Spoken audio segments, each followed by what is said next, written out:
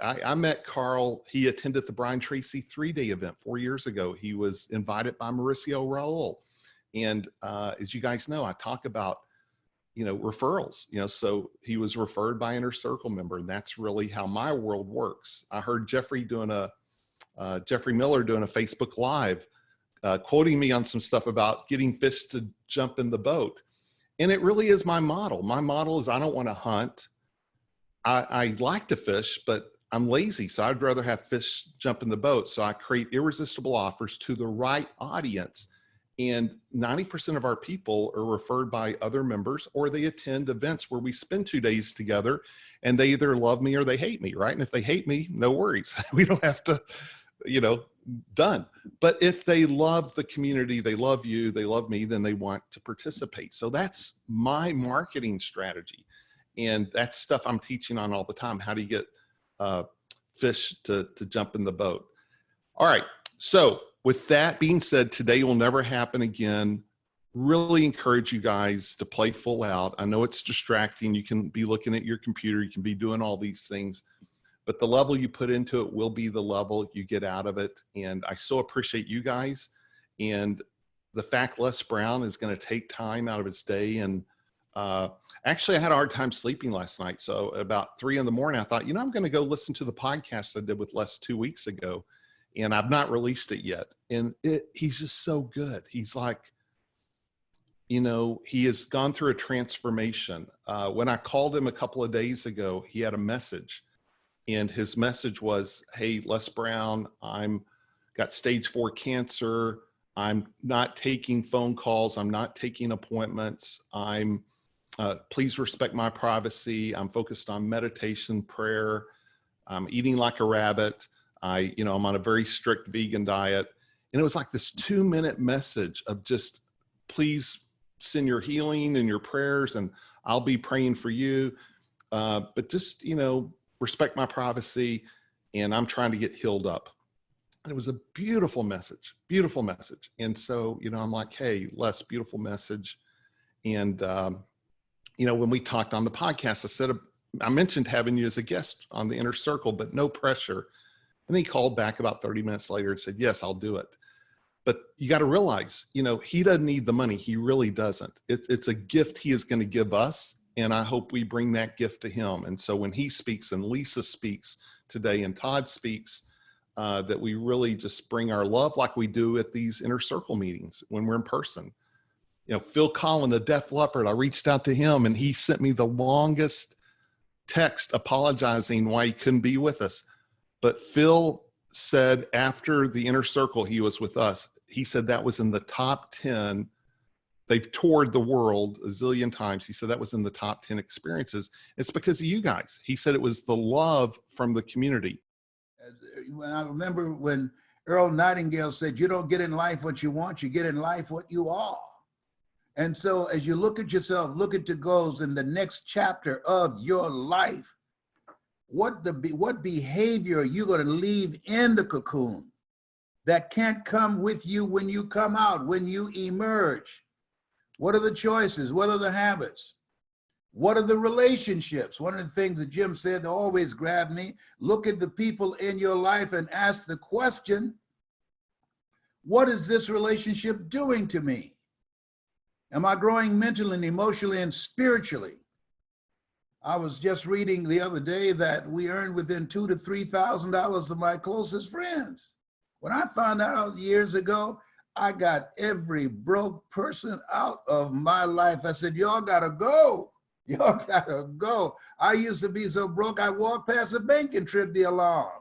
I said, no. And so when you look at yourself, look at your goals, look at your dreams, you gotta ask, what is this relationship doing to me? Am I growing mentally and emotionally and spiritually? Am I becoming a better person because of this relationship? A better husband, a better wife, a better father, a better mother, a better entrepreneur? Am I developing my character? I remember a quote by T.D. Jakes said, Lord, don't let my talents take me where my character can't keep me. As you look at yourself and look at who you are right now, and look out and know that this too shall pass. This place where we are right now, it has not come to stay, it has come to pass. And so as you're working on creating the next greatest version of yourself, what's most important is find something you love and upgrade your skill set in that area and master it. We're living in a time, the era the late Peter Drucker calls the era of the 3 C's: accelerated change, overwhelming complexity, and tremendous competition, where you have to have at least 3 core competencies. So even though I'm 75, that I haven't done my best work yet. And I believe that you're never too old to learn and you're never too young to teach. That's why I see Carl as my mentor and learning from him as I have over the years, as I learned from Jim. And I think throughout, your childhood and high school, college, you get so many things that have happened to you, so many stories, things that hurt you, being bullied or being teased or not being good enough or smart enough or whatever.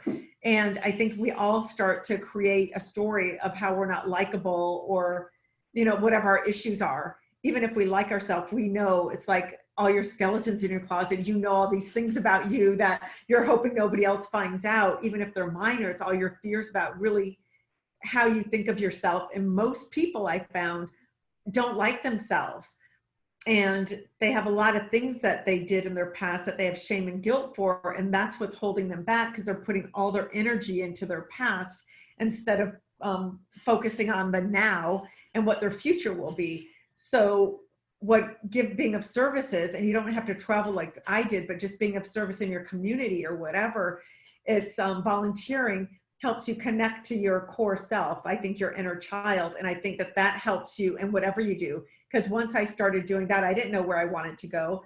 Then all of a sudden someone said, oh, this is a book, because I was keeping a journal about it. Then, oh, here's a book. Then I said, okay, I don't know what to do with this book. Then I met somebody, and then Lee, my husband, said we should publish this book. So now all of a sudden we published this book, and then we passed it out to our friends. I said, oh, my kid's at this school, my kid's at that school. Can we take the book? Will you guest speak at these schools? And all of a sudden I became a speaker. I never set out to be a speaker or a writer or an author, but so I found when you do the mission work, when you do the work inside, because when you're helping orphans especially, I think that helps you get in touch with your inner child more, and you start seeing yourself in them. So I really knew how to relate to each one. I was really connected. And when you get connected to kids from, 15, 20 different countries, it really helps you connect to adults. And I think that was my secret sauce when I started coaching people, because I'd get all ethnicities and they'd say, oh my God, you get me, you get my culture. Yeah, I lived in your culture. Yeah, I lived there. Or I worked with people. So it wasn't just going to a 5-star hotel, going to the finest restaurants and the tourist spots and coming home. It was diving deep into the issues of the country and how to help solve them, and working, mind, body, heart, soul with these people. And then through that you meet people, and it takes you on this journey, this fabulous tapestry, which reminds us how we're all connected and we're all one big tapestry creating our stories, and they all intertwine. I will tell you, there is not a better place in your life, so help me God, to make a decision from than what outcome do I want most. Let me go through them real fast one more time. What do I want is number 1. The next rung up on the ladder is what do I want most. The next rung up on the ladder is what outcome do I want. And level 4 is what outcome do I want most. And I will promise you, if you start from the desired outcome, so this is where knowing your death day self comes in really handy. Go to the desired outcome. What is the outcome? I forget about what I want. That's for grade school children. What is the outcome I want most? And you're going to have to teleport into the future for that outcome. What is the outcome I want here? And then rewind back. This is, again, a masterful use of this thing called imagination. You're going to revert back to today, and in today decide, are my actions today in this moment, are they congruent with the stated outcome desired? And if they're not, they got to go bye-bye. They got to go away because they do not produce that outcome. So that's that one. So Glenn, my phone's blowing up with people just thanking me for having you on today. You have really impacted people. And so today, we are personally and professionally much better prepared for a downturn, for a change, for a market correction, whatever you want to call it. But at the same time, that doesn't mean we're out of it, right? Just talking to Robert Kiyosaki the other morning, he called just to check on Dad and on us, and we were talking about the fact that this is a market we've been waiting for. When the market goes down in real estate, it creates opportunity. Will there be opportunity on the other side of COVID-19 in real estate? Absolutely. That's a longer discussion.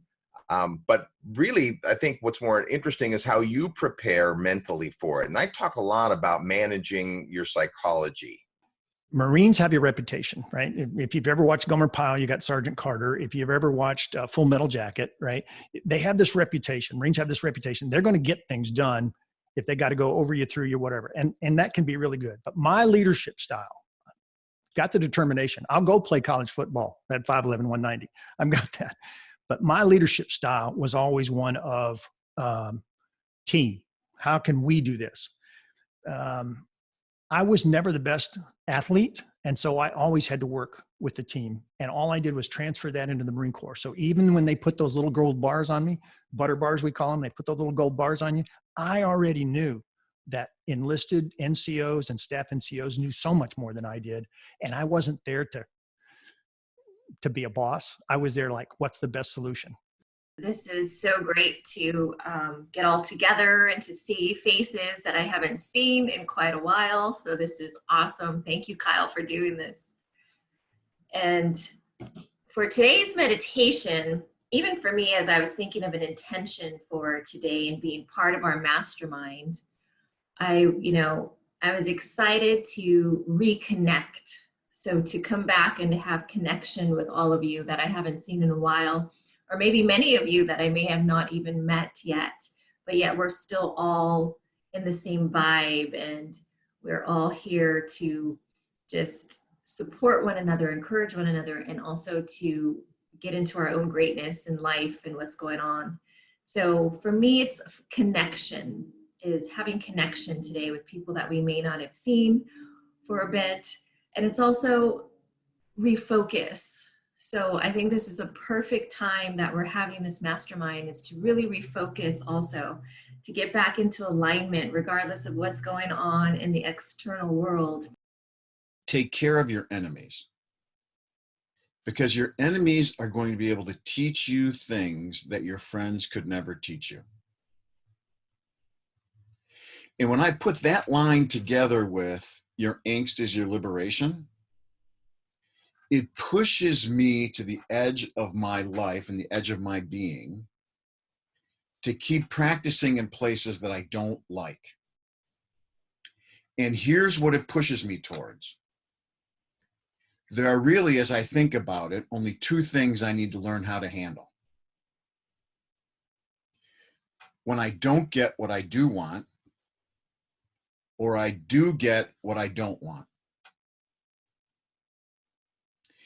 If I can learn to handle those two situations, Jeanette, you asked, what's your dream? If I were to go back and redo that, here would be my new dream. That I can handle those two situations all the time, gracefully and with elegance. The difference between winning and losing, in most cases, for me in sport and business, has always been the people. And I'll tell you that how serious I am about what I just said is, and because we're looking at businesses all the time, and some of them we build, some of them we adopt as far as we see business plans and this and that. If we were, my partner and I, if an entrepreneur was to come to us and they said, Todd, and they want to sit down with us and they say, well, take a look at this business plan, as an entrepreneur, and what are your thoughts? And, what should we do? And or if they were trying to recruit us to invest in it. I would never invest in a plan, by the way, unless I could see the people who were going to carry out the plan. So what I tell entrepreneurs is, I want you to go find the best in the world at carrying out your business plan. And if you can't attract them, you can't attract me. Because I believe in developing people, but you know, until they're developed, we probably don't win a whole lot in that development stage. You go through a lot of pain, setback, failure, pain, you know, all the things you're going to go through. So it's kind of like when we look at a business plan, who is the best people available to fill the roles of the business plan? And if we can put those people together, then I go out and raise the money. See, an entrepreneur has a business plan. The first thing they want to do is go raise the money. I say, go build the people, then bring your plan and bring your people back to me. So now we can take a look at it and see if the people are worth investing in. I mean, just think about that for a second. It's like, it's why I searched out Kyle. Our story and friendship was because I searched out the best person. See, when it was time for me to write a book, and as I was developing and writing my book, it was like, and then it was time, it's like, well, how am I going to speak and this and that, all these things. And it's like, man, the best person, the number one person in the world, the guy that I thought was number one in the world, that it was my perspective, was the guy by the name of Kyle Wilson. So if he's number one, why shouldn't I go pursue him? Let me go ask him questions.